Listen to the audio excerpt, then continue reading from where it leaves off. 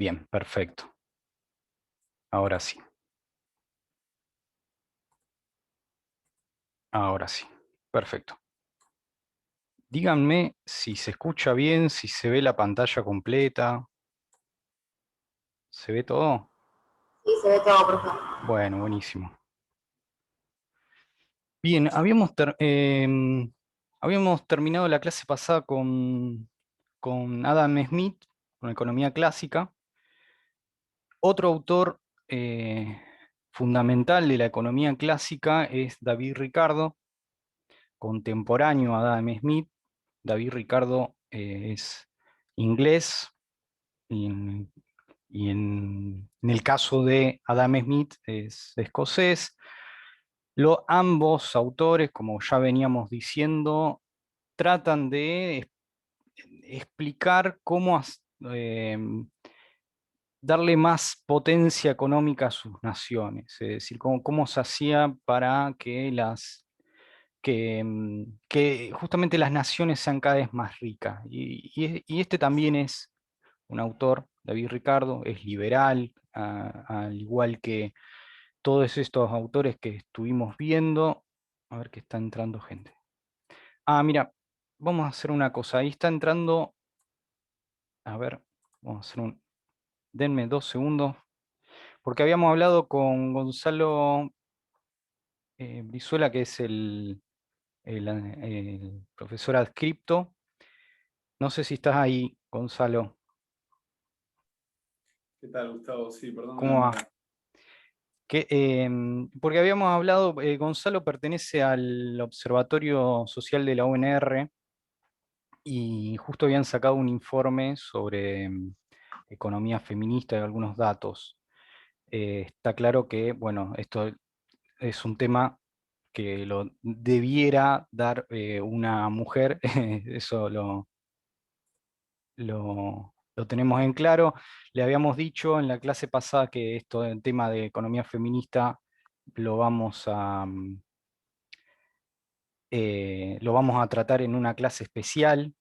Seguramente alguna profesora de la cátedra lo va a tratar, pero bueno, nada, queríamos presentarle algunos datos que se están discutiendo a raíz de que ayer fue el Día Internacional de la Mujer Trabajadora. Así que bueno, yo te tengo ¿querés compartir datos? ¿Cómo?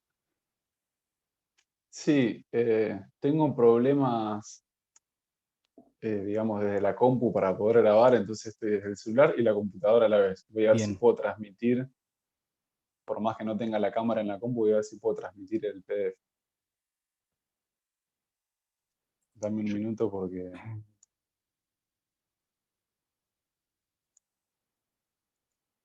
Ah, está deshabilitado. Si querés te paso el PowerPoint a vos. bueno. Y yo no te puedo habilitar. Pará, acá está. A ver ahí lo cambié.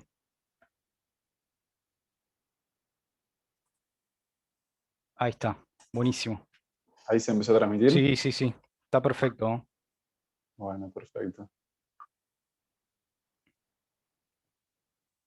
Vamos a tratar de ponerlo en pantalla completa. Ahí se ve. Sí, se ve, se ve. Ah, Excelente. buenísimo.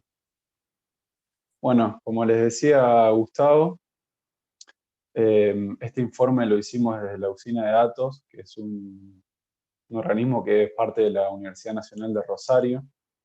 Bueno, en el equipo de trabajo está Lucía Andreossi, Paula Durán, Mariana Díaz, Álvaro, Federico Fabionelli. Bueno, en este equipo el año pasado fue el primer informe que hicimos y este año volvimos a hacer el mismo informe que busca expresar las desigualdades de género en números, tanto para la ciudad de Rosario como a nivel nacional. Bueno, en este caso particular, para este año nosotros también sumamos al análisis un análisis hecho por CEPAL, en el cual se ve claramente cuáles son eh, los elementos que hacen que durante la crisis del del coronavirus, se profundice la desigualdad de género. Digo, una desigualdad de género que, por supuesto, hace que las mujeres tengan mayores cargas y menores retribuciones en cuanto a lo laboral y en cuanto al esfuerzo. Lo que decía CEPAL es, por un lado, digamos, son 4 los motivos o los nudos que hacen que la desigualdad de género sea mayor durante este contexto. Uno es la división sexual del trabajo, otros son los patrones culturales patriarcales, otra la concentración del poder en favor del hombre, y otra la desigualdad socioeconómica y pobreza. En cuanto a la división social del trabajo, tenemos que las mujeres están concentradas en sectores con mayores riesgos de contratación, y acá, por ejemplo, yo agregué como ejemplo comercio, turismo y hotelería, que son sectores donde hay una mayor proporción de mujeres trabajando y que fueron también los más golpeados durante el último año, ¿no? En el contexto de pandemia. En un primer momento porque directamente estaba prohibida la actividad, vieron que al principio había actividades que directamente no se podían realizar, muchas actividades que no eran esenciales y no se podían realizar, y entonces los trabajadores de esas actividades o estuvieron percibiendo menores ingresos o fueron despedidos, y bueno, por eso impactó más en las mujeres que en los hombres. Después también que las mujeres están sobre representadas en la primera línea de respuesta a la pandemia. Este, por ejemplo, es el caso del sector de la salud, donde más del 70% del sector, de quienes trabajan en el sector, son mujeres. Después también, por supuesto, el aumento de la demanda de cuidados en el hogar. Nosotros creo que tanto hombres como mujeres nos dimos cuenta de que se produjo una mayor demanda de cuidados, tanto de aseo, por ejemplo, de limpiar los elementos, y estos cuidados, por cuestiones culturales, suelen caer con mayor peso sobre las mujeres. Después también el hecho de que las mujeres ocupadas en sectores de baja calificación, o sea, hay muchos empleos de baja calificación que corren riesgo de ser reemplazados por nuevas tecnologías, por la automatización, y esto también recae más sobre las mujeres. Bueno, después con respecto a todo esto en el ámbito de la división sexual del trabajo, pero con respecto a los patrones culturales patriarcales, también las mujeres tienen mayor exposición a la convivencia con agresores o potenciales agresores en estos contextos, y el hecho de estar encerrado encerrado y también en un contexto socioeconómico adverso, potencia las agresiones y el riesgo hacia las mujeres. La concentración del poder, que es otro de los factores. Como hay menor participación de mujeres en los procesos de toma de decisiones de respuesta a la pandemia, esto por ejemplo es el caso de la política, ¿no? Que está uno, digamos, cuando ve las listas, se ve claramente la mayor proporción de candidatos hombres, o cuando ve, por ahí tanto las listas no, porque en muchas de ellas ya hay paridad de género, hay leyes de paridad, pero sí, por ejemplo, cuando se ven quiénes son los gobernadores o los intendentes, ahí sí se ve como una mayor desproporción porque suelen ser hombres. Entonces, por lo tanto, hay una menor proporción de mujeres que toman decisiones para dar respuesta a la pandemia. Y también el cuarto factor, que son las desigualdades socioeconómicas y la pobreza, que también, por ejemplo, el aumento de la pobreza y la representación de las mujeres en los hogares pobres, o sea, hay una mayor proporción de mujeres en hogares pobres, entonces cuando aumenta la pobreza, esto afecta más a las mujeres que a los hombres.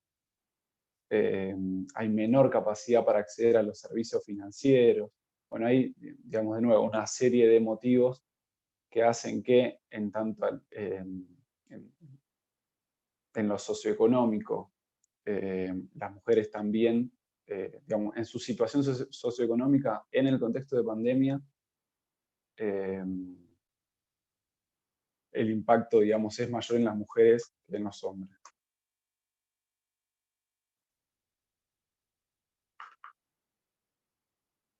Bueno, y esto,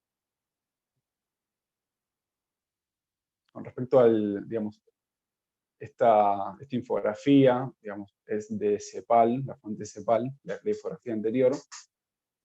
Y nosotros lo que hicimos en el trabajo fue utilizar diversas fuentes de datos, por ejemplo la EPH, por ejemplo también información del Sistema de Seguridad Social, el Boletín Estadístico de la Seguridad Social, y otras fuentes de datos para analizar cuál era la situación acá en Argentina. Digamos, todas estas situaciones que CEPAL dice que se cumplen para América Latina, ¿son así para nuestro país? ¿Son así para Gran Rosario? Y bueno, lo que vimos es que efectivamente es así. Por ejemplo, el trabajo doméstico y de cuidados no remunerado funciona como un sostén cotidiano en las familias y comunidades e implica una clara contribución al desarrollo económico. Este trabajo es producido en su mayor proporción por las mujeres. La ONU estima que en todo el mundo las mujeres realizan 3 veces más trabajo doméstico y de cuidados no remunerados que los hombres.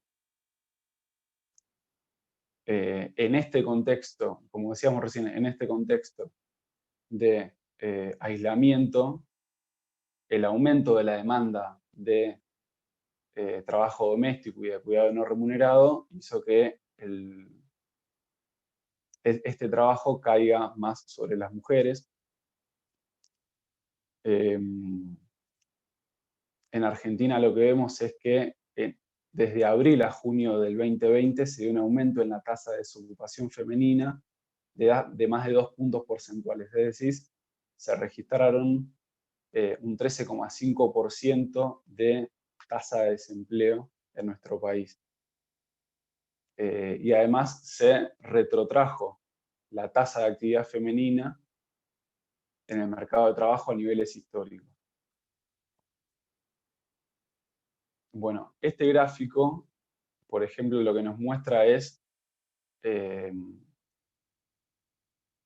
la división sexual de las tareas domésticas del hogar, ¿no? Entonces lo que vemos es que el 71% de las tareas del hogar las realizan mujeres y el 29% las realizan hombres. Esto a nivel Gran Rosario, y es una situación casi igual a nivel nacional. En realidad la EPH, digamos, el estudio se hace sobre 31 aglomerados urbanos.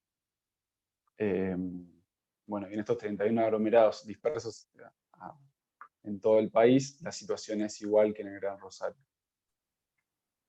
Una pregunta, Gonzalo. Sí. Este dato porque esto de una encuesta, se hace a través de una encuesta, no se le preguntan todos los hogares de la Argentina, está claro, no es un censo. Supuestamente es una encuesta que toma una población representativa o una muestra representativa de toda la población, mejor dicho. Esta pregunta antes no estaba en la EPH, es nueva, ¿no? Tengo entendido que sí. Igualmente, obviamente, para elaborar el informe, por ejemplo, yo me aboqué más en lo que es la construcción de estadísticas de seguridad social, y estas estadísticas las hizo Mariana Díaz, por lo tanto, Bien, bien. ya a nivel tan específico no lo sé. Si querés te lo puedo averiguar para comentarlo en la No, próxima porque a clase. ver, es como toda encuesta, se van agregando, sacando preguntas y bueno, creo que esto ya es, y cuando hablo de nuevo, no sé, debe ser desde el 2019-2020 que se hace este tipo de preguntas, no, Claro, no mucho más. claro, sí, sí, sí. Te lo averiguo porque de hecho estuvo comparando digamos, los últimos 2 años, y por lo tanto yo creo que si no hay una variación interanual en los datos es porque no había datos anteriores. Es muy probable que sea una pregunta nueva, sí. Bueno, entonces, de cada 100 mujeres que participan activamente en el mercado de trabajo, solo 90 consiguen algún tipo de empleo,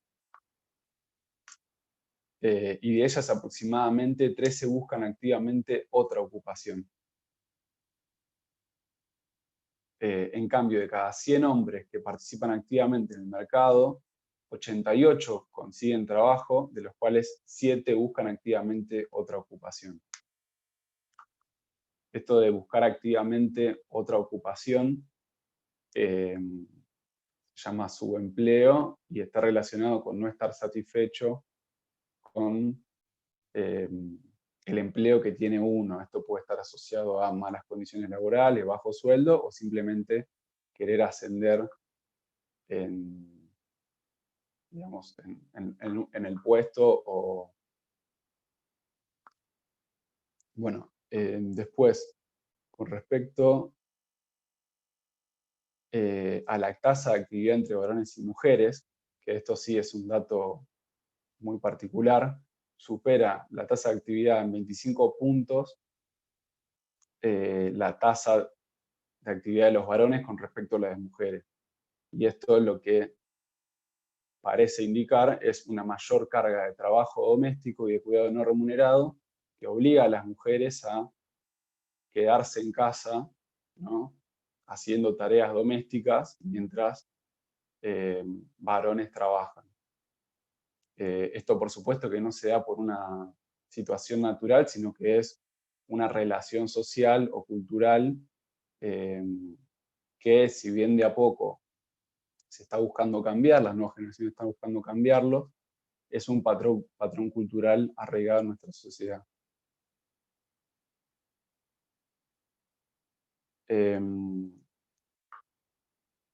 Bueno, después también está el hecho de que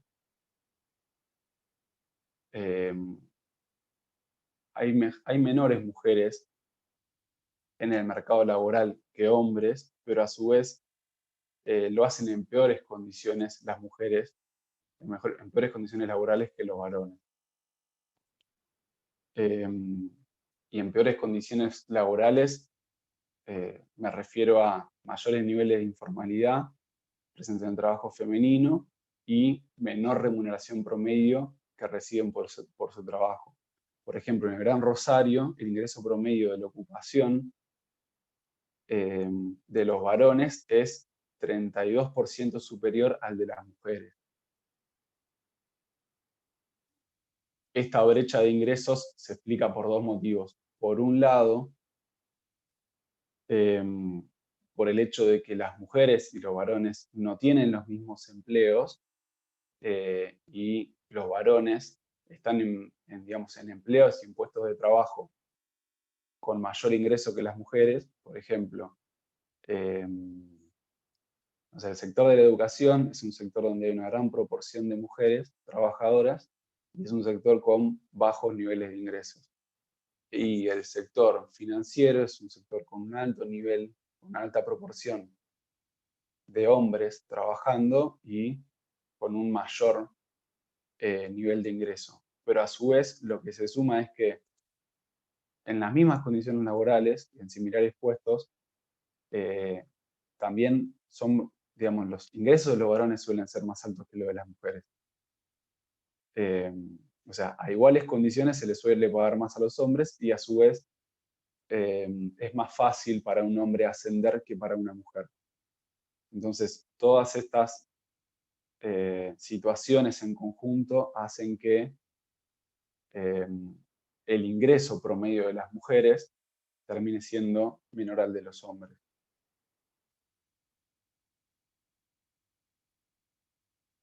Bueno, recién de lo que estábamos hablando es de mercado laboral, ¿no?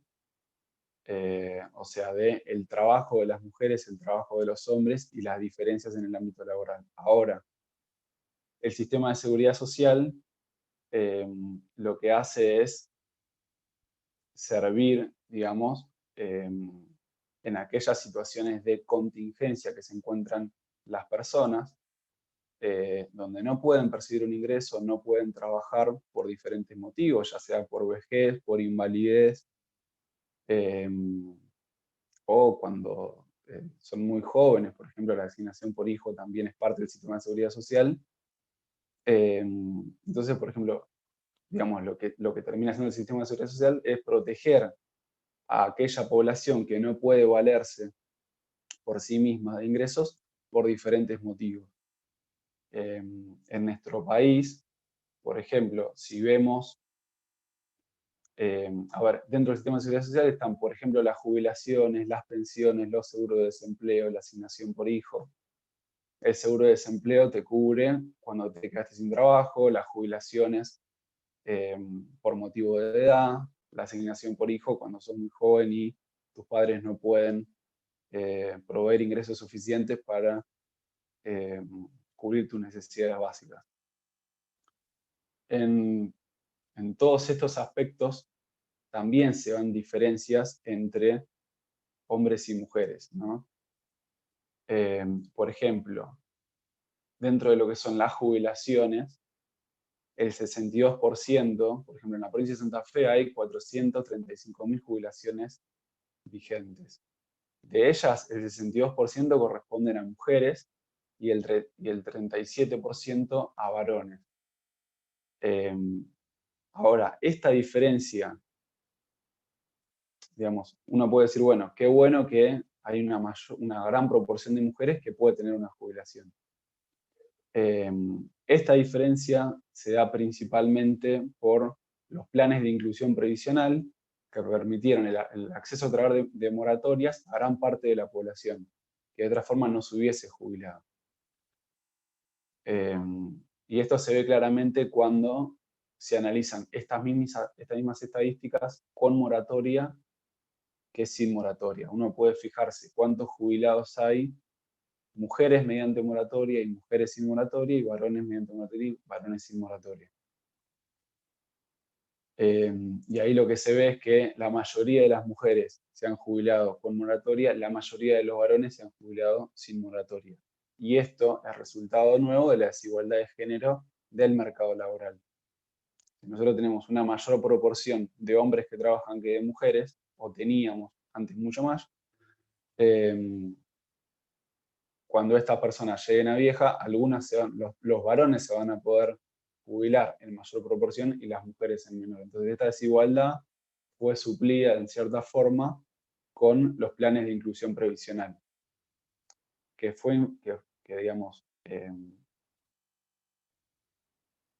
fue suplida en el sentido de que las mujeres pudieron jubilarse, pudieron percibir un ingreso. Ahora, en términos de niveles de ingreso, no.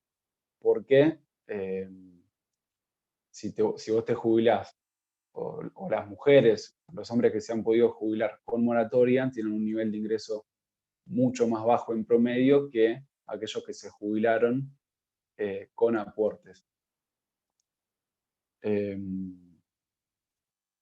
Bueno, igualmente, digamos, si bien eso no parece una cuestión de género, sí lo es en tanto que la mayor proporción de mujeres jubiladas perciben un haber mínimo porque se jubilaron con moratoria. Entonces, esto desnivela el haber promedio de mujeres para abajo y hace que también exista, así como hay una brecha de ingresos en el mercado laboral activo, también hay una brecha de ingresos en la jubilación.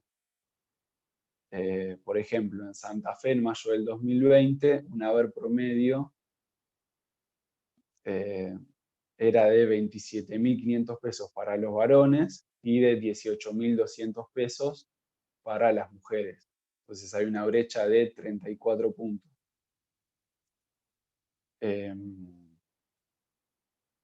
De nuevo, sistema de seguridad social, si bien niveló en cierto sentido y en un sentido muy importante, también continúan habiendo desigualdades sociales al interior del sistema de seguridad social. Y en cuanto a las prestaciones de desempleo se ve lo mismo. El 73% de las prestaciones de desempleo fueron otorgadas a varones en mayo del 2020. Igualmente las prestaciones de desempleo en nuestro país son muy pocas por diversos motivos. para tener una prestación de desempleo te tienen que haber despedido sin causa, o sea, si ya te inventan una causa, no vas a percibir, por más que no sea una causa, por más que sea una causa inventada, digo, no vas a percibir la prestación de desempleo, la tenés que solicitar vos y mucha gente no sabe que tiene que hacerlo. Bueno, digamos, hay una serie de motivos que hace que la cantidad de jubilaciones, de prestaciones de desempleo sea muy poca en nuestro país,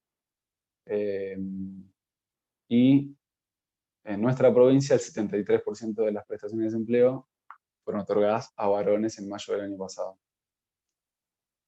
Bueno, y el IFE, que también es una herramienta, que también forma parte de la seguridad social y que se implementó en el contexto de pandemia, fue una prestación excepcional de 10.000 pesos destinada a personas desocupadas, trabajadores de la economía informal, monotributistas, categoría A o E, que son los que menos ingreso perciben, monotributistas sociales, bueno, una serie de personas que estaban en una situación particular muy adversa en contexto de pandemia.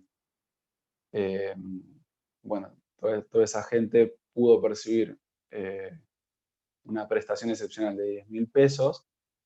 En Santa Fe fueron 1.027.000 personas que solicitaron la prestación, de los cuales el 54% fueron mujeres y el 46% fueron varones.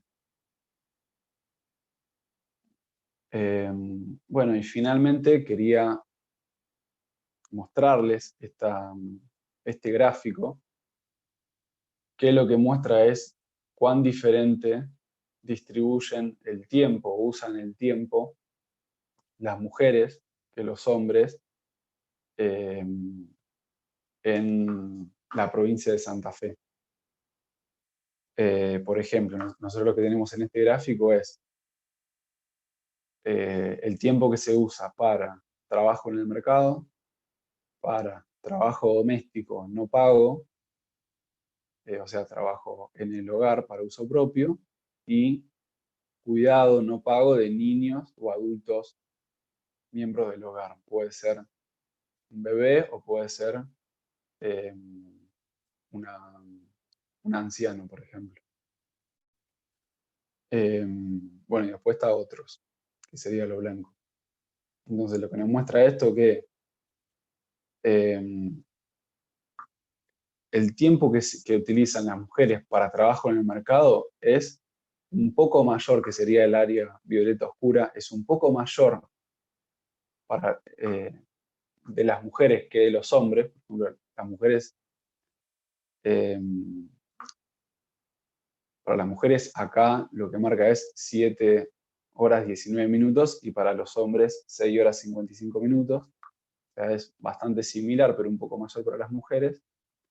Pero el trabajo doméstico no pago sí es significativamente mayor el tiempo que destinan las mujeres que los hombres, y el tiempo que destinan a cuidado también es significativamente mayor para las mujeres para los hombres. Y eso lo que deriva es en menor tiempo para gastarlo en otras cosas, como por ejemplo ocio. Bueno, no sé si los chicos, las chicas y Gustavo tienen alguna pregunta. Hasta acá llegó la presentación.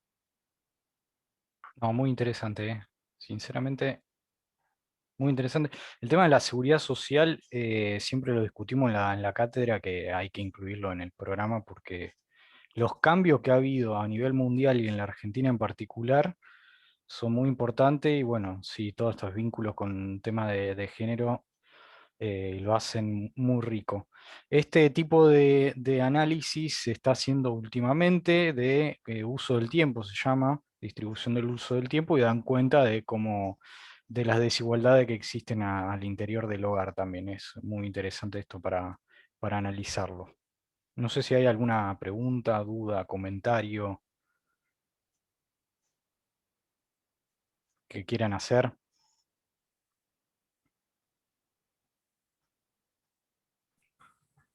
¿No? No, no, está lindo el trabajo y más o menos refleja lo que es la realidad. Yo lo veo mucho también en el trabajo, en el mío, sino también en el trabajo de otros amigos que tengo, que no se respeta la paridad. Cuando se hacen las reuniones en la mesa chica, las mujeres directamente no participan. En los clubes de la costa que tenemos acá en Rosario, cuando uno va a hacerse socio, la mujer directamente no entra, el que tiene que firmar es el hombre, y si no hay una mujer jefa de familia, no pasa el club. Son todos los clubes super machistas. La mayoría de los clubes, el 90% de los clubes de la costa se manejan de la misma manera. Tiene que firmar, aunque sea una familia, el hombre. La mujer no participa como la cuota familiar. El responsable es el hombre. No le hacen firmar a la mujer nunca. Por más que tenga ingresos la mujer, el que firma es el hombre.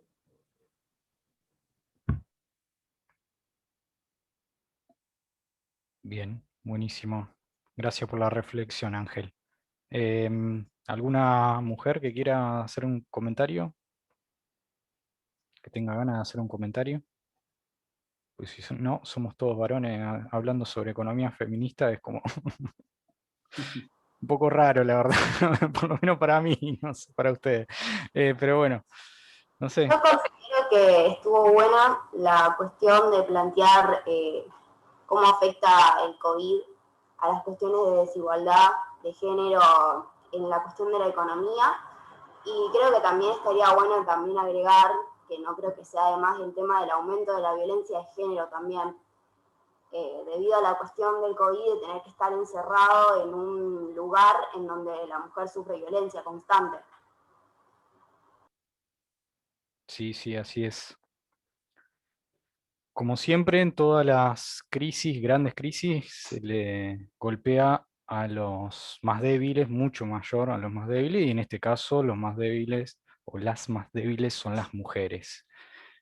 Sí, es así. En todas las crisis aumenta la pobreza, y cuando hablamos de pobreza siempre la pobreza es más de género, se expresa en términos de género, se expresa en términos de edad también, por eso hay una tasa muy grande de niños pobres, seguramente niñas pobres también lo habrán escuchado en algunos diarios informativos. Es como ustedes dicen, es una de las variantes de que se estudia dentro de la economía feminista, cómo impactan las crisis hacia las mujeres. En general, las crisis en general estamos hablando, no solo la última de, de, de este año. Bueno, ¿algún otro comentario que quieran hacer? ¿Alguna otra mujer?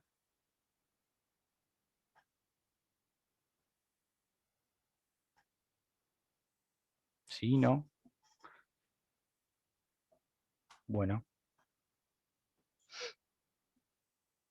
Bueno, pasamos a lo que al tema de lo que nos habíamos quedado. Gustavo, Sí, paso por decime. el chat el informe por si alguno quiere Dale, dale. leerlo. Bueno, vamos a terminar con economía clásica, como había dicho. David Ricardo, esto también en términos de un comentario voy a hacer. Premios Nobel de economía, esto ocurre en toda la ciencia, pero en economía es muy fuerte. Premios Nobel de economía hay en realidad que otorgado a mujeres, hay dos. Fueron compartidos en los dos casos. Estamos hablando que es un premio que se otorga desde 1969, si mal no me recuerdo. Es muy machista. La academia en general es muy machista también. Quienes se dediquen a la academia en un futuro lo van a, o, mujeres que se dediquen a la academia lo van a notar. Así que se refleja en toda la vida, en todos los aspectos, la desigualdad de género. Y bueno, seguramente hay economistas famosas, muy reconocidas, y que no se le ha otorgado ninguna premiación, entre comillas, si es válido, ¿no? Hacer una premiación. Pero ocurre esto, incluso en estos ámbitos que se encuentran más, ¿cómo se podría decir? Ligados a una economía más objetivista entre comillas, bueno, y que se hacen este tipo de premiación o distinciones son siempre a los hombres, nunca a las mujeres, a pesar de esto, de lo que estamos diciendo, de que hay economistas, mujeres muy reconocidas y que nunca se las distingue como tal. Por eso muchos de los autores que vamos a ver en realidad también son hombres, porque son los que más circulan dentro de la academia, pero no descarten que existen autoras dentro de la economía política y muy importantes. Bueno, David Ricardo escribió en el principio del siglo XIX, es contemporáneo a Adam Smith, nació justamente unos años antes de que se publique La riqueza de las naciones de Adam Smith, y escribió en un contexto muy particular. ¿Por qué? Porque se estaba dando, y acá de nuevo se puede ver lo que es la economía política, se estaba dando una disputa muy grande entre capitalistas y terratenientes. Los dos eran un factor de poder muy importante en Inglaterra. Los terratenientes reflejaban o cristalizaban justamente esos privilegios de la nobleza del antiguo régimen, de instituciones más feudalistas. En cambio, los capitalistas, como habíamos dicho, eran una institución nueva, emergente, y más que nada el capital industrial, cosa que justamente estaba consolidándose muy de a poco, muy lentamente en la Inglaterra. Y cuando un sector crece respecto a otro, como es el caso de los capitalistas respecto a los terratenientes, se dieron una disputa de poder muy grande para ver quién de los dos clases, cuál de las dos clases se hacía con el poder de Inglaterra, básicamente, con el poder económico de Inglaterra y con las políticas económicas que favorecieran a alguno de estos dos sectores.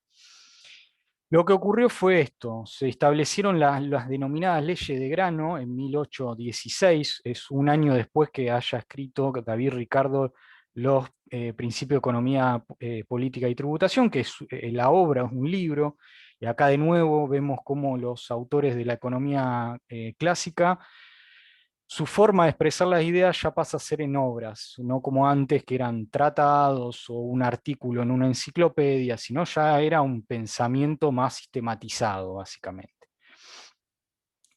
Ocurre una gran disputa a través de las leyes de grano, porque la verdad es que los capitalistas estaban en contra de estas leyes de grano. ¿Qué eran las leyes de grano? Eran justamente, básicamente eran aranceles o prohibición de importación de alimentos, es decir, únicamente se podía consumir en Inglaterra los alimentos que producía Inglaterra. Esto se dio en el contexto de guerras napoleónicas, lo que se llamó guerras napoleónicas, y muchas veces en contexto de guerra las naciones se retraen en términos económicos para producir sus propios alimentos y tener cierta soberanía y no depender de otros países en términos alimenticios, porque es fundamental. Si no tenés alimento no vas a poder ganar las guerras. Lo que ocurrió fue esto, que los terratenientes se impusieron, establecieron las leyes de grano que duraron desde 1816 hasta 1846, lo cual quiere decir que esta institución, más bien con ciertas líneas feudales, como eran los terratenientes, porque descendían justamente de las noblezas, se impusieron a lo largo de gran parte del siglo XIX en Inglaterra. Y los capitalistas, como decíamos, estaban, más que nada los capitalistas industriales, estaban muy en contra de las leyes de grano. ¿Por qué estaban en contra de la ley de grano? Básicamente lo que hacía esta ley de grano era no diversificar la oferta, porque si uno importa alimentos, tiene la oferta doméstica, es decir, la producción nacional de alimentos y la producción de otros países. Entonces existirían mayor cantidad de alimentos en Inglaterra si existe esto, si podría darse la opción de que existe libre comercio y se importan alimentos de otros países. Lo que ocurre cuando se diversifica la oferta o existe mayor oferta es que los precios de los alimentos caen. Y esto beneficiaría en cierta forma a los capitalistas. ¿Por qué beneficiaría a los capitalistas? Porque los capitalistas tienen que contratar mano de obra. Y a la mano de obra que contrata está atada a un salario, y ese salario, como bien eh, tiene que expresar justamente las necesidades básicas de los trabajadores, entre ellas los alimentos. Si los alimentos suben, los precios de los alimentos suben, los capitalistas van a tener que pagar mayores salarios. Está claro que los trabajadores no van a ganar más en términos reales porque van a poder comprar la misma cantidad de alimentos, pero sí perjudicaría a los capitalistas porque van a tener que destinar una parte de la torta a pagar mayores salarios. Y las leyes de grano lo que hicieron fue beneficiar a los terratenientes en términos generales. ¿Por qué? Porque cuando la oferta de alimentos escasea, lo que ocurre, como todo, es que si se quiere producir más, se va a demandar más tierra justamente para producir alimentos. Si se demanda cada vez más tierra para producir alimentos, el precio del alquiler de esas tierras sube. Es como lo que ocurre en las ciudades, ¿no?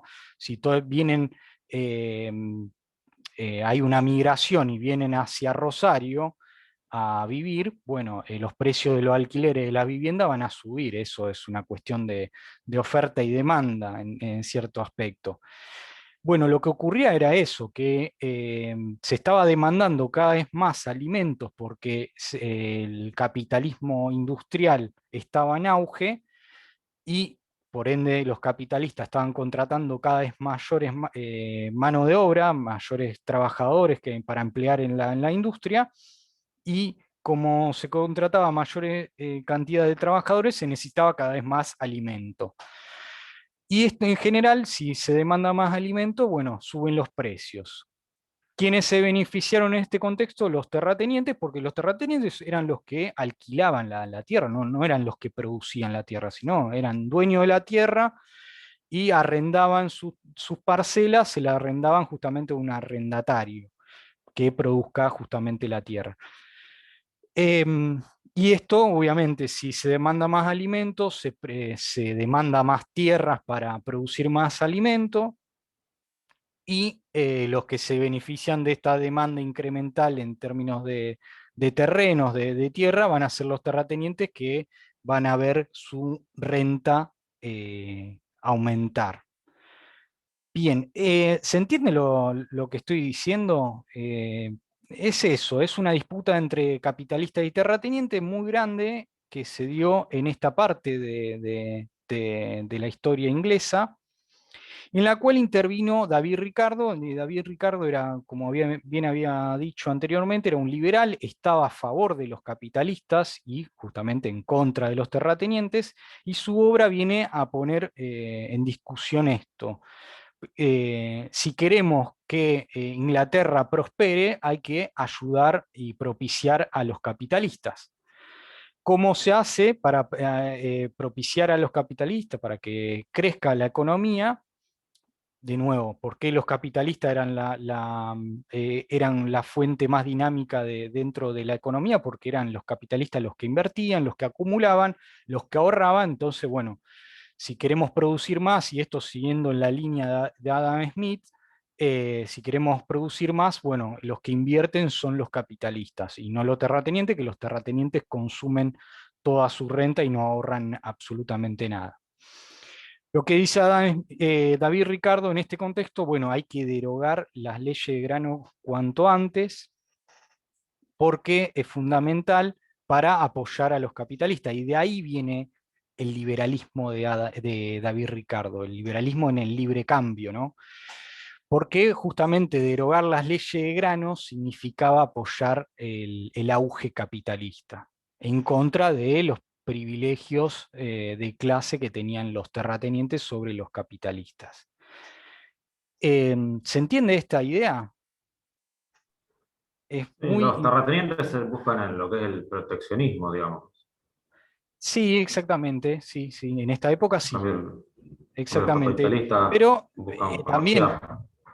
buscaban el proteccionismo también porque les convenía, porque si aumentaba la demanda de tierras, porque se estaba produciendo más, porque estaban en un contexto de auge del capitalismo industrial, bueno, si se aumentaba la demanda de tierras, ellos se iban a ver beneficiados con mayores rentas. Entonces lo veía David Ricardo como una suerte de capricho, en el sentido de que, bueno, deroguemos esta ley de grano y vamos a ver cómo va a prosperar mucho más el capitalismo inglés.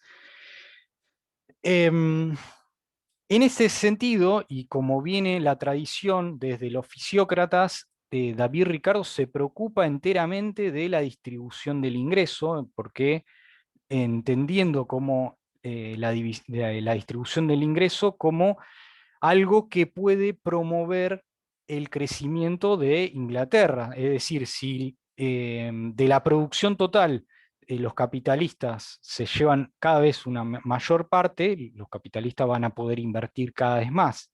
Entonces, la distribución del ingreso era sumamente importante para la economía clásica porque si los capitalistas eran cada vez más ricos, iban a invertir más. Es lo que hoy se entiende como teoría del derrame, en el sentido de que si los más poderosos son poderosos, bueno, van a derramar sobre toda la sociedad, es decir, van a invertir más y van a generar más empleo.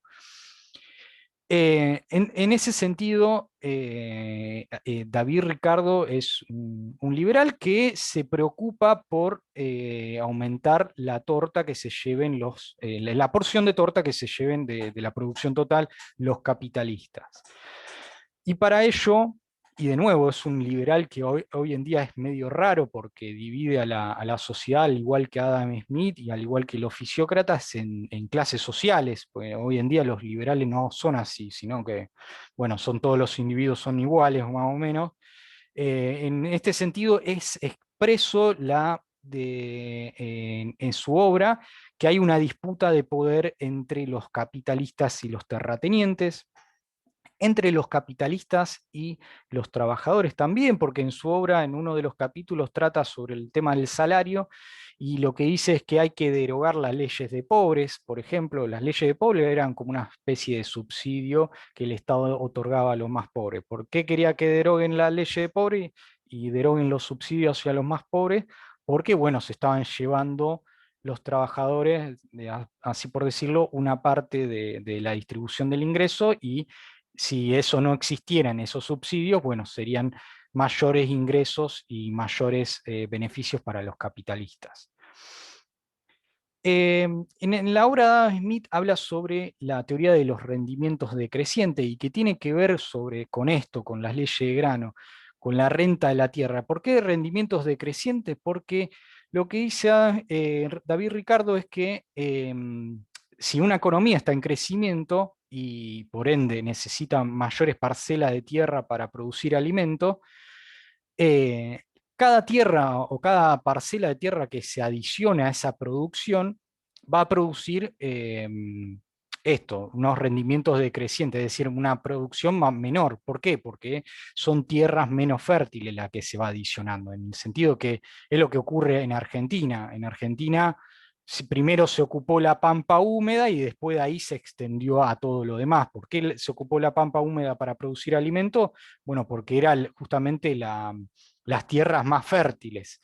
Después se ocuparon otras tierras secundarias porque, bueno, se necesitaban justamente más alimentos, se demanda cada vez más alimento, pero esas tierras que se van ocupando, esas tierras secundarias, no tienen la productividad o la fertilidad que pueden tener la pampa húmeda. En el caso de Inglaterra pasa lo mismo, y más un país que no es productor de alimento, no tiene tantas tierras fértiles como si lo tiene la Argentina. En este sentido, la ley de rendimiento decreciente es mucho más fuerte en un país que tiene tierras menos fértiles, como es el caso de Inglaterra, y por ende cada parcela o terreno que se adicione para producir alimento va a tener un rendimiento decreciente, o sea, lo que quiere decir es que un menor rendimiento.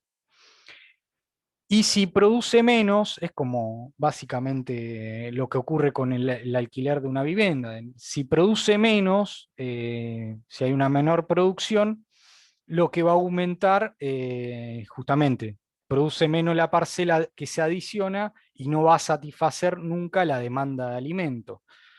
Y en ese sentido, si no satisface nunca esta demanda de alimentos creciente, va a aumentar la renta de la tierra que se lleven los terratenientes. Entonces, ¿qué decía David Ricardo? Bueno, superemos este rendimiento decreciente derogando la ley Grano. ¿Por qué? Porque ya no van ya no va a ser efectivo este rendimiento decreciente si demandamos alimentos e importamos alimentos de otras partes del globo. En este sentido es un problema de otro país, los rendimientos decrecientes, y no vamos a tener este problema. Si demandamos e importamos alimentos de otros países, los precios del alimento, la oferta va a ser más grande, los precios del alimento van a caer, y por ende, si caen los precios de los alimentos, también va a caer la renta de la tierra, y por ende vamos a beneficiar a los capitalistas. En este sentido, bueno, lo que viene a decir la teoría de los rendimientos decrecientes, bueno, tengamos cuidado porque si seguimos con la ley de granos, lo que va a reflejarse en nuestra economía es cada vez más esta teoría de los rendimientos decrecientes, porque cada parcela que se va adicionando va a producir menos y no va a satisfacer nuestras necesidades alimenticias.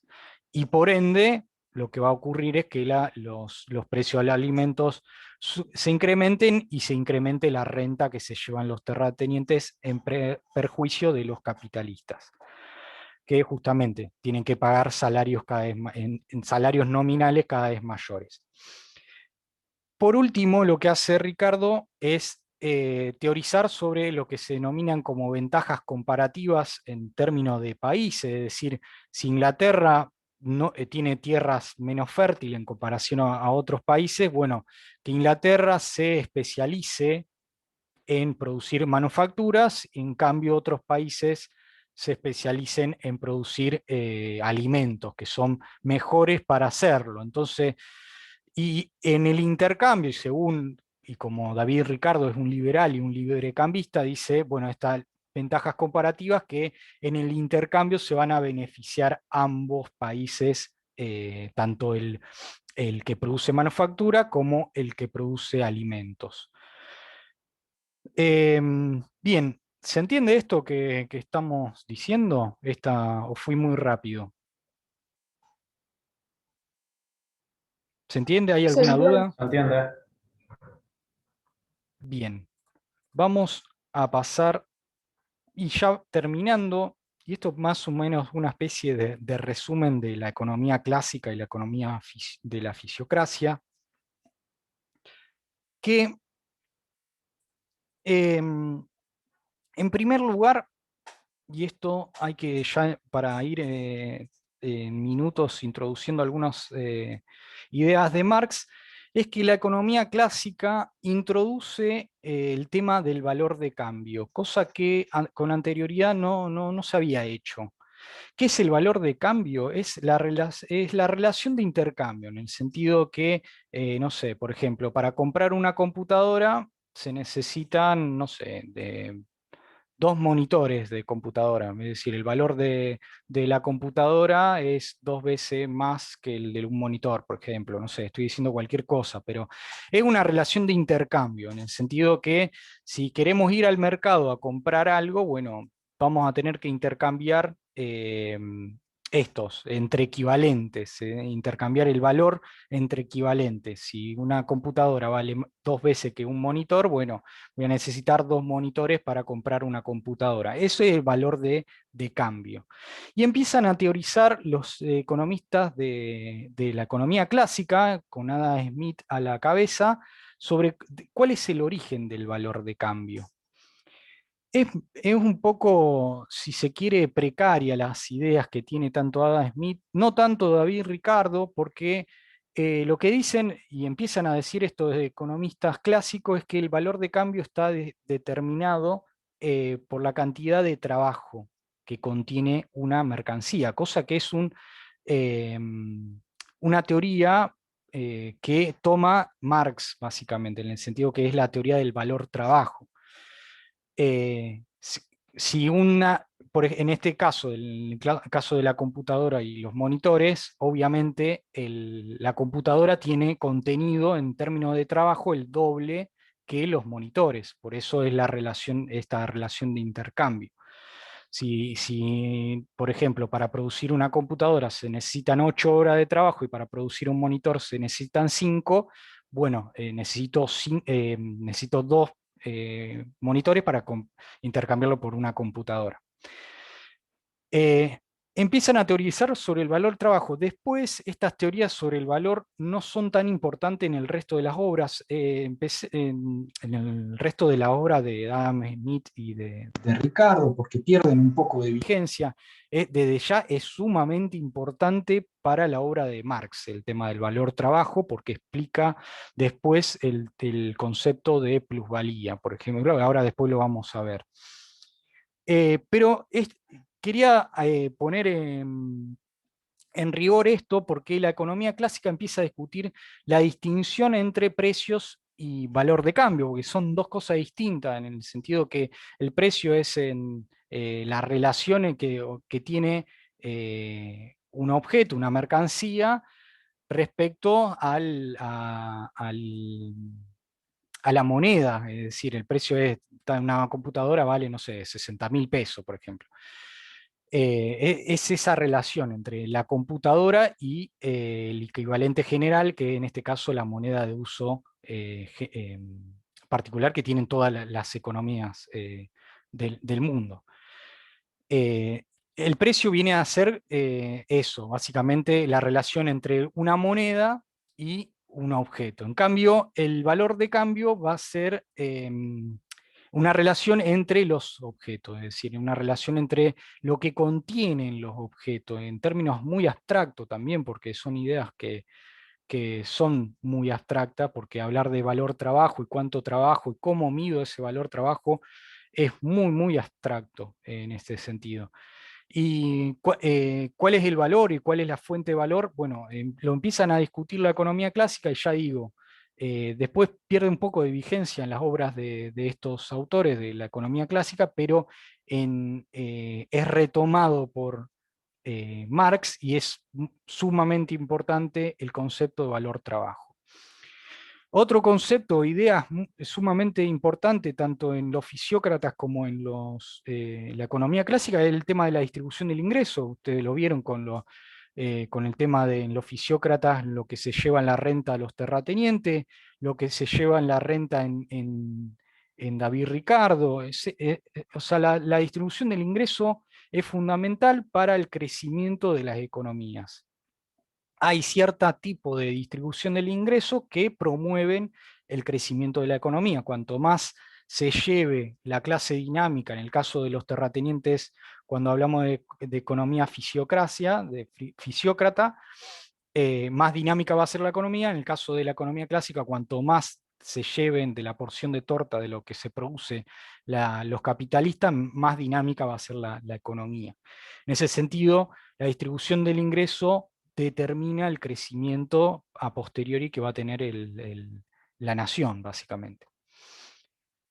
Y por otro lado, y relacionado con la distribución del ingreso, está el concepto de excedente, que en general, cuando uno habla de excedente, y tanto en la fisiocracia como en la economía clásica, cuando uno habla de excedente es justamente la parte de aquella parte del producto que no es consumido. Es decir, en el caso de un solo individuo es la parte que ahorra, ¿no? A mí me sobró, y de ahí viene la palabra excedente, a mí me sobró de lo que gano mensualmente, no sé, 10.000 pesos. Bueno, ese sería mi excedente en términos individuales, ¿no? Es la parte que no consumía. Ahora bien, ¿quiénes son los que no consumen? Bueno, son los capitalistas en el caso de la economía clásica. Y generalmente la palabra excedente, en términos sociales, tanto para la fisiocracia como para la economía clásica, es la parte del producto que no va dirigida a la clase trabajadora. ¿Por qué? Porque la clase trabajadora consume todo lo que gana, y esa parte, ese salario, justamente va a reproducir sus condiciones laborales, es decir, que pueda ir al día siguiente a volver a trabajar. Si consume menos de lo indispensable, básicamente en pocos años se va a echar a perder esa clase trabajadora. Entonces, el excedente es eso, es lo que le sobra de lo producido que no va dirigido a la clase trabajadora.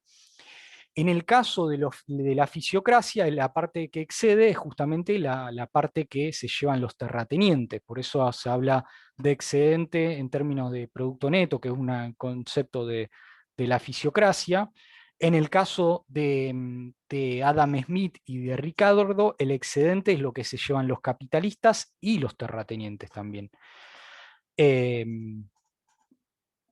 Por eso existe una disputa muy grande por el excedente, y más que nada en la economía clásica, en el sentido entre los terratenientes y los capitalistas. Es decir, quién de estos actores se llevan una torta, una porción de torta más grande. Por eso, y de ahí viene justamente de nuevo la palabra política en economía política, porque existe una disputa política muy grande entre estos dos sectores, de quiénes son los que se van a llevar una porción de torta cada vez más grande. Después hay otra idea muy fuerte tanto en los fisiócratas como en la economía clásica, que es la de reproducción, y que un poco ya lo vine adelantando, que en el sentido que hay que reproducir las condiciones de producción, en el sentido que no vamos a medir, o lo importante no es solamente la producción en sí de un año en particular, sino que hay que garantizar la reproducción en términos sustentables de la economía. En el sentido que, por ejemplo, en la clase trabajadora, si yo a la clase trabajadora le pago miserias, bueno, la clase trabajadora no va a poder reproducir su existencia y la voy a expoliar en poco tiempo. Van a tener enfermedades, eh, etcétera, etcétera, esperanza de vida muy corta. Bueno, yo tengo que garantizar la reproducción. Y esto también va a cuenta de la inversión que realizan los capitalistas, por ejemplo. En el sentido que seguramente si alguno estudió algo de economía en la secundaria, habrá visto el término de amortización. Amortización es la parte que se lleva en términos contables para garantizar la reproducción de los bienes de capital. Es decir, yo en contabilidad una parte de lo que me ingresa lo tengo que guardar porque el día de mañana mi maquinaria se va a echar a perder y la voy a tener que reponer. Bueno, eso es muy importante que se contabilice porque necesito que se reproduzcan las condiciones de producción a perpetuidad en ese sentido. Necesito que el capital se reproduzca también.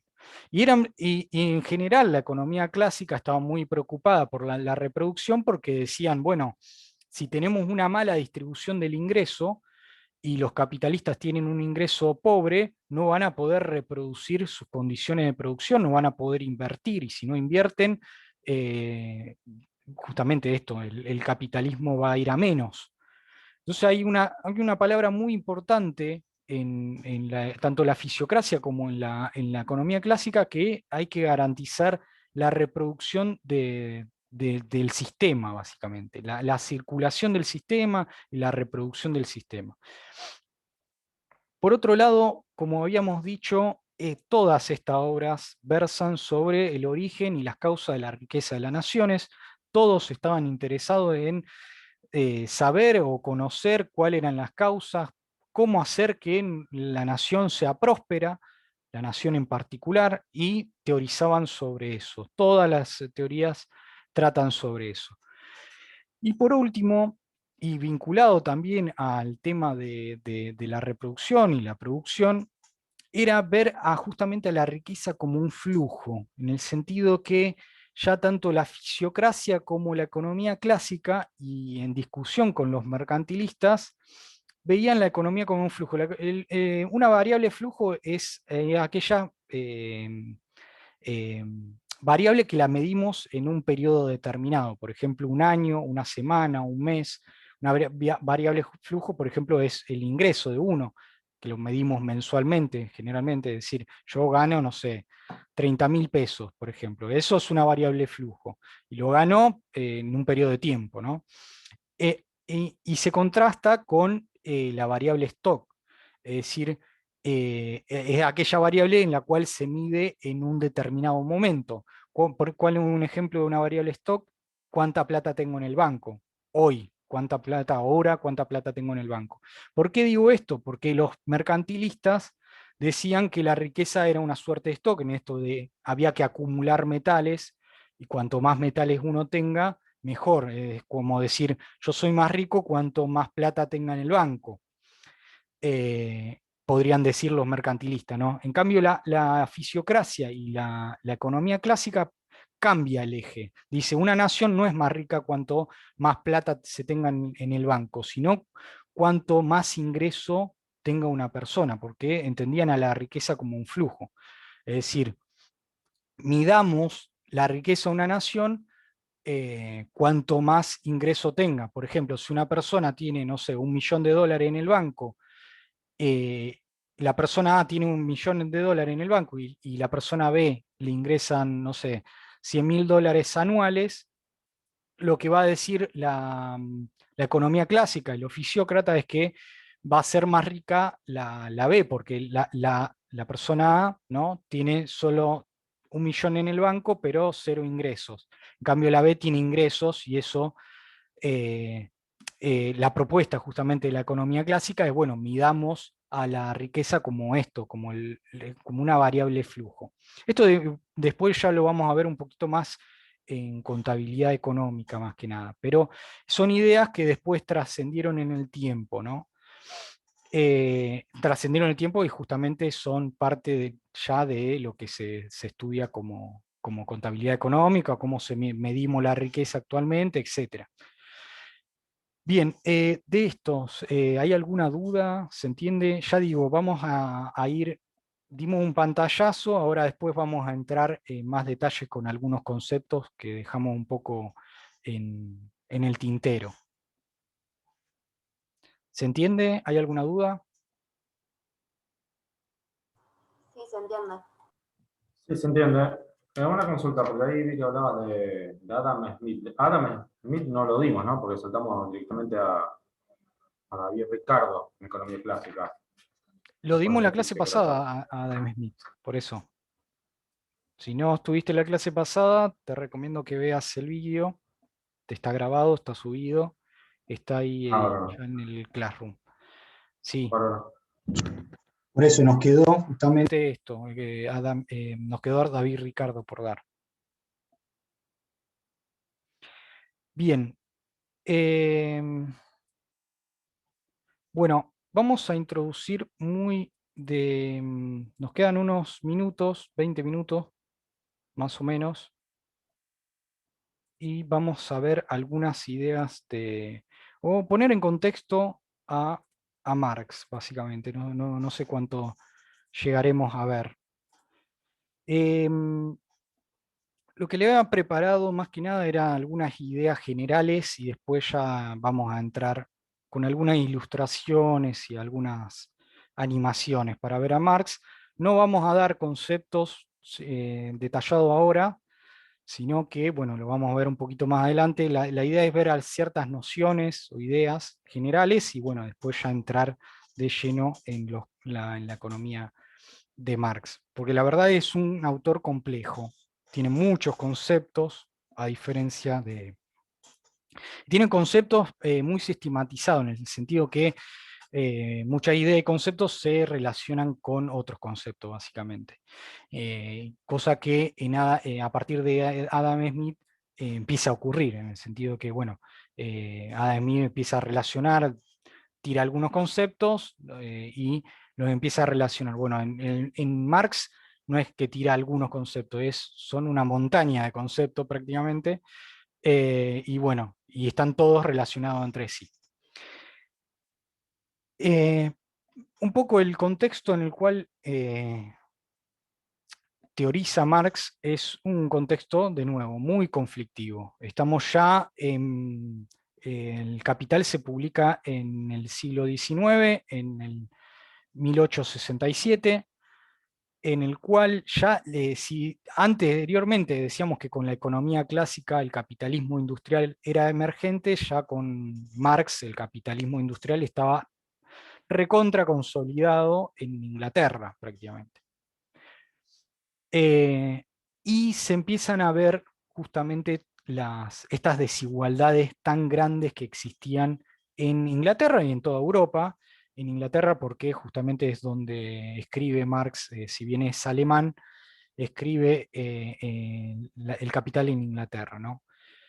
Donde se empiezan a dar una serie de revueltas de los trabajadores en toda Europa, por esto, por el crecimiento de estas desigualdades, porque los trabajadores habían sido los más perjudicados dentro de este contexto de consolidación del capitalismo industrial.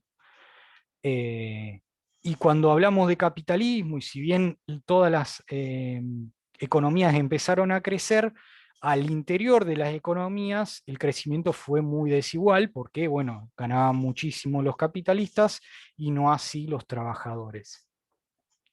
Y las condiciones laborales eran pésimas, incluso en Inglaterra.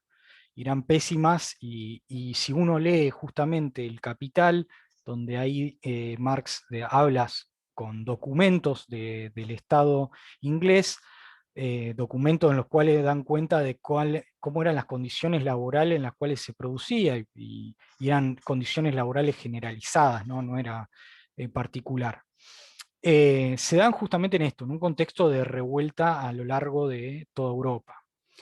De huelgas por reducción de la jornada laboral, de intento de formación de los sindicatos. Los sindicatos de trabajadores estaban prohibidos, cosa que hoy no nos puede parecer raro porque forman parte de la vida democrática de todo Occidente.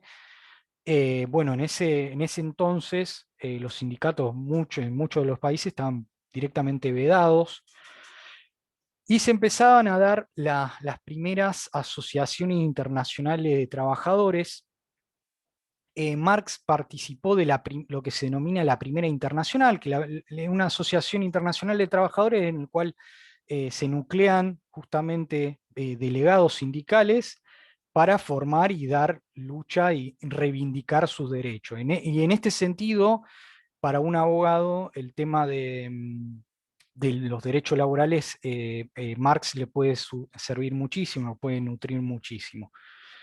En ese sentido, Marx no fue solamente un teórico, porque participó de la vida política europea, participó de justamente esto, de la formación de la Primera Internacional, que consiguió ciertos derechos a nivel europeo, que dio pie a lo que se conoció como la Comuna de París en el 1870, que la Comuna de París fue justamente un levantamiento de los parisinos, y en el cual se organizaron socialmente todos los parisinos para luchar por sus derechos, ¿no?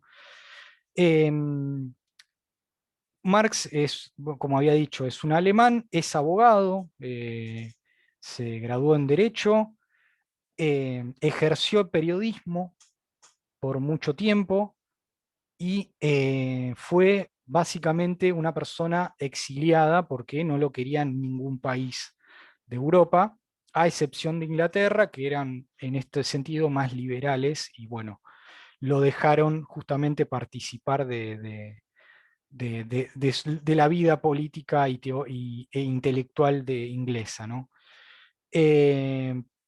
Fue un exiliado porque vivió en muchísimos países, hablaba muchísimos idiomas, idiomas más bien europeos.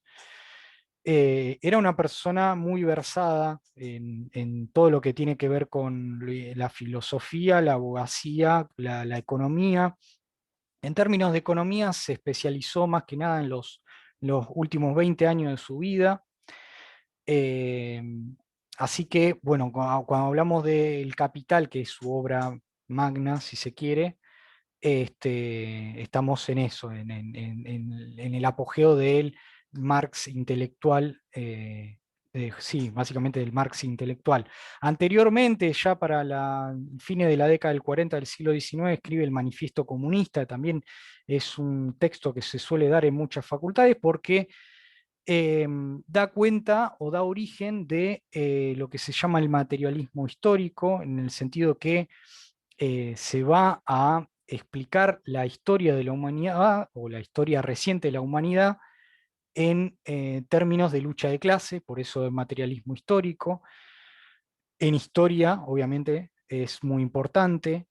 Y bueno, revolucionó justamente la forma de ver toda la historia del hombre y la mujer, básicamente en los últimos milenios, si se quiere. Como había dicho, era muy generalizado las pésimas condiciones laborales, los trabajadores tenían una esperanza de vida muy reducida, era muy generalizado el trabajo femenino y el trabajo de los niños. En la industria, incluso los niños trabajaban en las minas porque al tener una estatura muy menor podían acceder justamente a pasadizos que un hombre adulto no lo podía hacer. En la industria los niños tenían una mayor motricidad en las manos, cosa que un adulto mayor no lo tenía. Entonces era muy generalizado el trabajo en los niños, el trabajo femenino porque se les pagaba menos, y en este sentido eh, ya el patriarcado ya vemos que viene de antaño. Y de nuevo, las condiciones sanitarias y laborales eran pésimas y por eso había huelgas y revoluciones constantemente en Europa. Y de ahí no nos debería extrañar que se diera justamente la Revolución Rusa, porque de toda esta situación y de que la democracia burguesa no daba cuenta de estas demandas o no la incluía esta demanda, es que justamente el movimiento obrero se radicalizó hacia la izquierda cada vez más.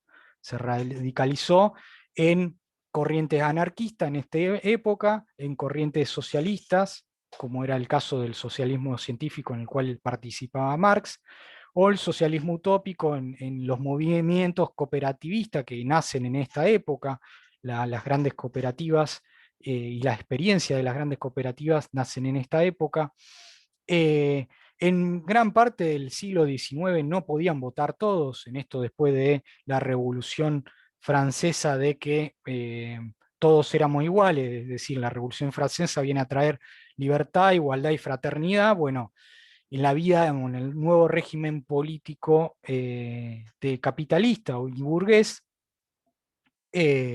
no todos podían votar. El sufragio universal no existía, sino más bien podían votar la clase media, la clase media acomodada y bueno, la aristocracia, si se quiere.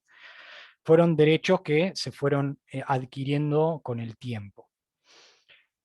Esta ilustración es justamente de Estados Unidos, que uno puede pensar que, bueno, Estados Unidos es un país liberal, bueno, tenía un movimiento de trabajadores y sindical muy grande y es una ilustración muy conocida porque es de 1911 y que retrata esto que habíamos dicho la otra vez de una sociedad más jerarquizada en clases sociales, ¿no? Abajo la clase trabajadora y cuando vamos ascendiendo hasta la clase burguesa y etcétera, etcétera.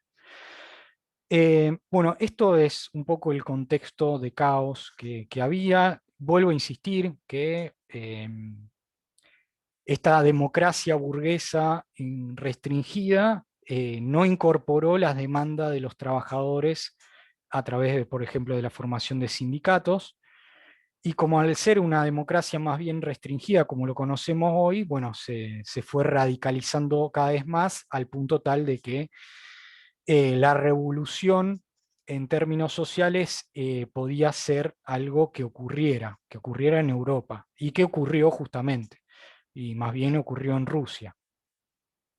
Entonces no nos debe ser extraño que fluyan estas ideas marxistas luego justamente de la publicación del Capital. Y la publicación del Capital lo que venía a hacer era explicarnos cómo funcionaba el capitalismo, ni más ni bien menos, en términos muy generales y en términos particulares, cómo funcionaba el capitalismo inglés. Y a discutir con los autores clásicos, a discutir en esto, en que la clase trabajadora, qué era lo que se estaba llevando de la porción de torta y cómo se la estaba explotando, básicamente. Bien, más o menos se entiende esto, es un poco para contexto histórico.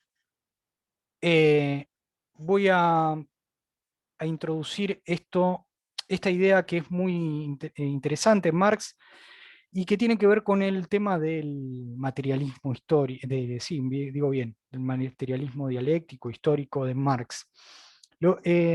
Ahora explico el gráfico.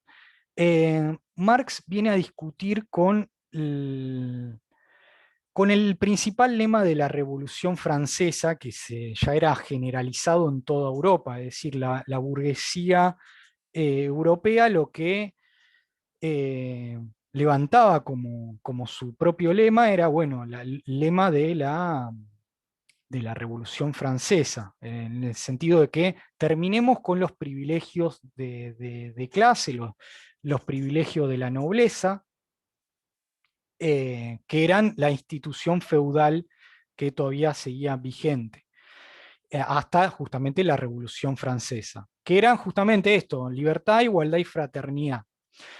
Lo que hace Marx es preguntarse si en verdad pasamos en el régimen político burgués a un estadio de igualdad, por eso está en signo de pregunta. Cosa que, bueno, Marx va a decir que no, y que por ende, si va a decir que no,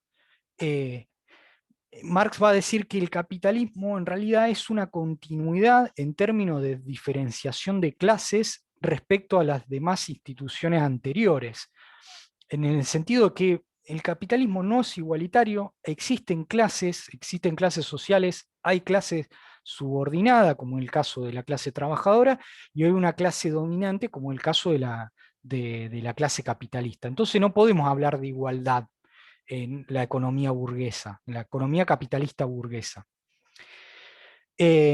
Y por ende, así como existió clase dominante en el feudalismo con el señor feudal o en la antigüedad con el señor esclavo, o como con el esclavista justamente, lo existe en la actualidad, o en la actualidad de Marx, con la clase capitalista. Es decir, la clase capitalista es la clase dominante, entonces estamos, si bien cambió el régimen económico, y en cierta forma también cambió el régimen político, ¿no? Porque ahora los que lideran son los capitalistas y no los señores feudales o la nobleza y la monarquía, sí seguimos en un estadio de estratificación social, en el sentido que existen clases sociales y que no existe la igualdad. Y esto es muy importante porque va a discutir con el liberalismo justamente que vimos anteriormente, con el liberalismo inglés, con el liberalismo de David Ricardo, con el liberalismo de la mano invisible de Adam Smith, etc.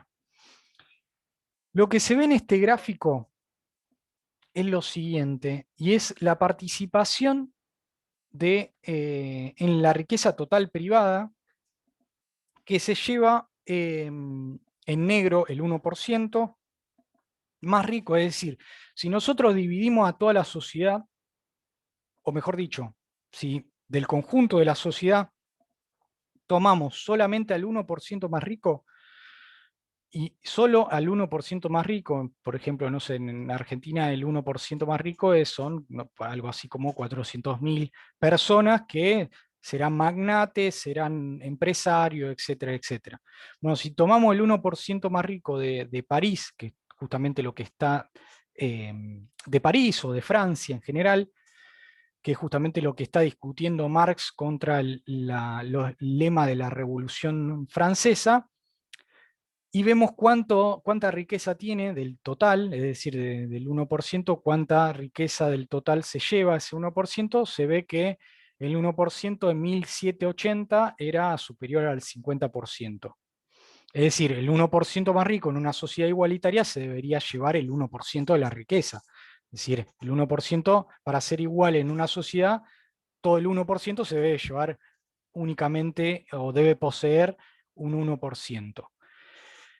Y por otro lado, si vemos, si tomamos al 50% parisino o el 50% más pobre parisino o el 50% más pobre de Francia, y vemos cuánta riqueza tiene del total, vemos que nada, tiene menos del 5%, el 3, el 2% nada más. Y esto es un gráfico es un economista, Piketty. Es una serie muy larga porque va de 1780 al 2015.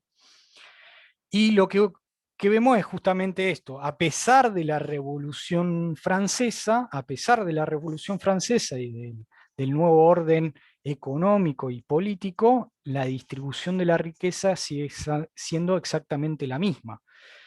Sigue siendo muy elevada la desigualdad que hay, porque el 1% más rico se está llevando o tiene una participación de más del 50%, incluso con un pico en 1910, antes de la Primera Guerra Mundial, de casi del 70%. Es decir, y vuelvo a insistir, el 1% para ser igualitario se debería llevar el 1% de la riqueza total, y se está llevando el 70% de la riqueza total.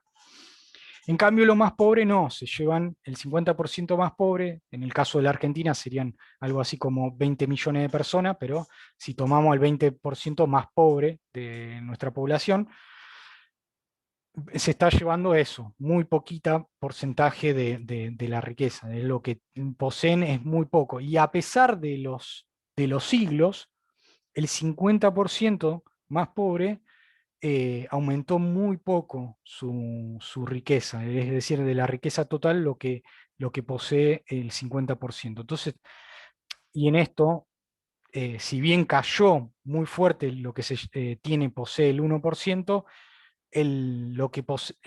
lo que tiene el 50% no aumentó tanto, no aumentó muy poquito, el 50% más pobre. Entonces estamos en una sociedad muy desigual. Después vamos a hablar por qué cayó así la riqueza, a qué se debe, y de por qué a partir de la década del 80 hay una tendencia al incremento de la desigualdad. En general, en Francia, al ser un país que le preocupa la igualdad a través de un estado de bienestar potente, la verdad que la desigualdad no creció tanto, pero hay otros países que la desigualdad creció enormemente al nivel de estar a la par de la desigualdad justamente del 1900. El caso de Estados Unidos, por ejemplo, que la desigualdad, lo que tiene en el 1%, creció tanto que ya iguala a lo que tenían el 1% más rico en el 1900. En este caso, al ser una sociedad que le preocupa la igualdad, como la francesa actualmente, esto la verdad que, bueno, no aumentó tanto. Bien, esto para poner un poco en términos de gráfico que Marx teoriza acá en el 1860, en esta década, y que lo que ve es que tirando para atrás es justamente, estamos en una sociedad que tiene un elevadísimo nivel de desigualdad, le preocupa muchísimo la desigualdad a Marx, como a todos los socialistas, y que incluso ya para el fin del siglo XIX esta desigualdad se incrementó en todos los países un poco, y en algunos un poco bastante, la verdad. Bueno, creo que ya es la hora. Vamos a seguir la próxima clase les había preparado algunas animaciones, después lo vamos a ver en la próxima clase, así que, y algunas ilustraciones, para entender un poco más estos conceptos e ideas de Marx. Así que, no sé, ¿tienen alguna pregunta sobre esto? ¿Algún comentario? ¿Se entiende este gráfico? Sí, se entiende. Sí, entiendo perfecto. Es lo que tiene de la riqueza total, lo que tiene el 1% más rico y el 50% más pobre. Y vale decir que a pesar de las décadas y de los siglos, el 50% más pobre, que es justamente en términos poblacionales 50 veces más grande que el 1%, nunca superó en términos de riqueza al 1% más rico. Es decir, el 50% más pobre sigue estando por debajo del 1% más rico.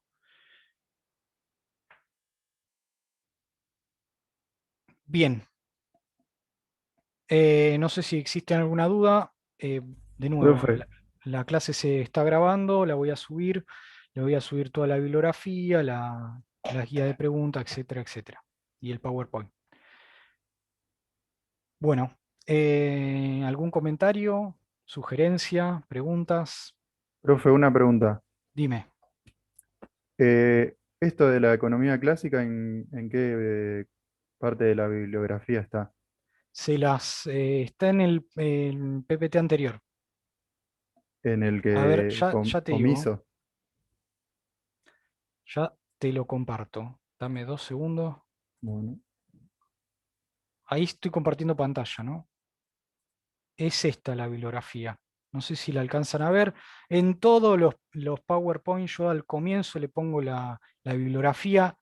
Como se las dejo en el PowerPoint, lo paso muy rápido está ahí. porque, de nuevo, insisto, ya lo tienen ahí, lo ven. No voy a perder tiempo diciéndole, vean este apunte, porque aparte se lo voy a subir a cada uno de estos textos. Ya se los subí a estos textos que están acá, se los subí al Google Classroom.